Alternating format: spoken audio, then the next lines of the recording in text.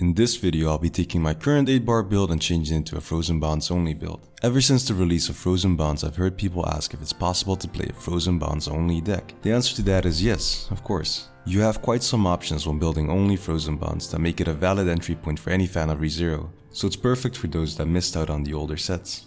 Will it be as good as a deck made with the full ReZero set? Well, with most builds probably not, but with the 8-bar deck, we can get pretty damn close.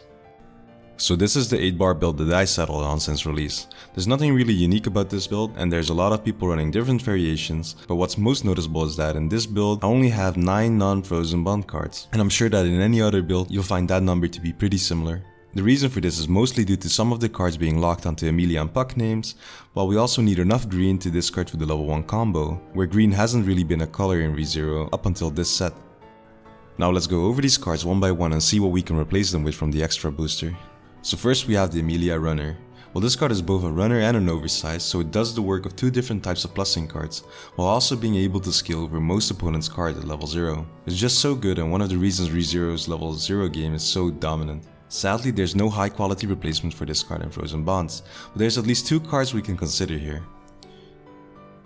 We have the 4K oversized Emilia with 2 downsides, and the 3.5K Puck anti-runner. Both of these cards are okay to run, and you should be fine with either. The 500 power the Emilia has over the Puck can go a very long way, as not many cards can reach that threshold. But the Puck compensates for the lack of runner by denying your opponent the chance to resolve their runner or be forced to pay 2 stock. In the end, I still chose the 4K Emilia as she also has the possibility to scale over level 1 characters with the tap self Emilia, but keep in mind that the downside on her can actually make her a bricked card in certain stages of the game.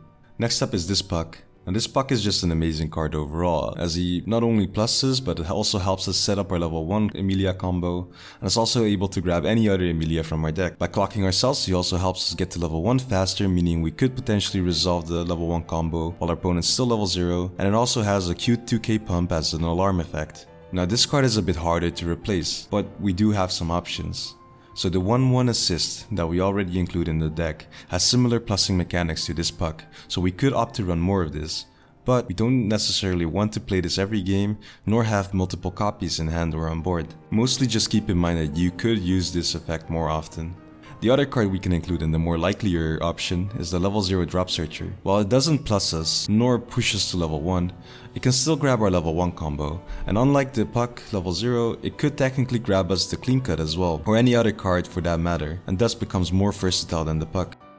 Now the last card is this Emilia counter. Once again, there really isn't a good replacement for this card, as this card fulfills multiple roles. It's not only a 2.5k backup, but its second ability also helps us pressure our opponent's early played characters, and the cost for resolving this ability is like a third ability on its own, allowing us to deny our opponent's on-reverse combos by removing our characters from stage.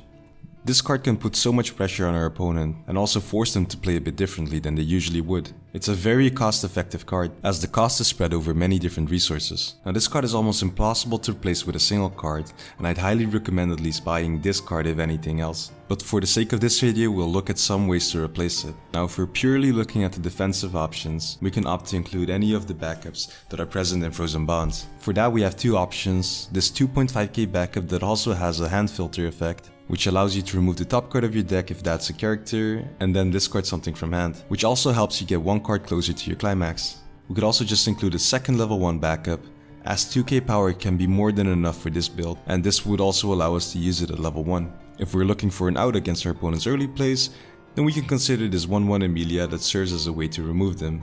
It's not a perfect replacement for what the counter offered, as it's less defensive and requires you to field and crash it into the early play, which opens up a lane for your opponent.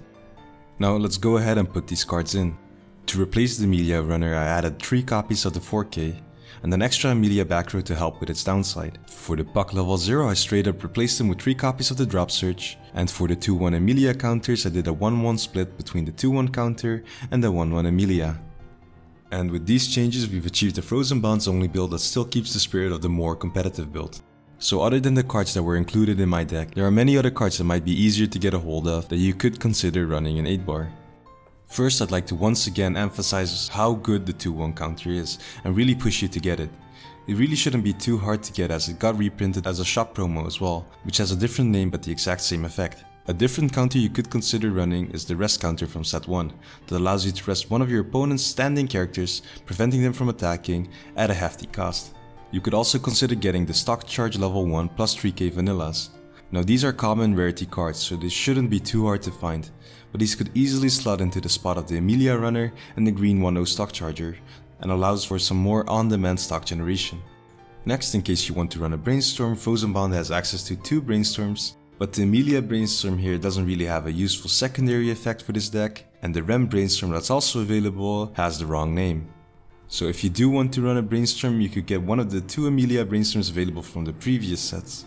The set 2 Emilia brainstorm only functions if everything is Celestial Spirit, but that shouldn't be an issue, and it also has a secondary effect of giving plus 1k power to an Emilia on stage. The set 1 Emilia brainstorm has a summoning effect instead of a search or salvage, which makes it less versatile, but the 500 power she gives during your opponent's turn does allow you to play more defensively.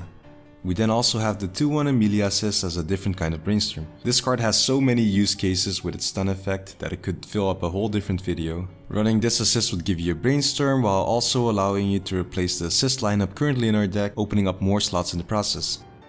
Well, that was it for this video, and I hope it gave you some insight into how flexible Weiss builds actually are and on how to properly assess and replace cards you do not have. I might do more stuff like this in the future. If you have any questions about this set, please let me know in the comments. Thanks for watching, and I'll see you next time.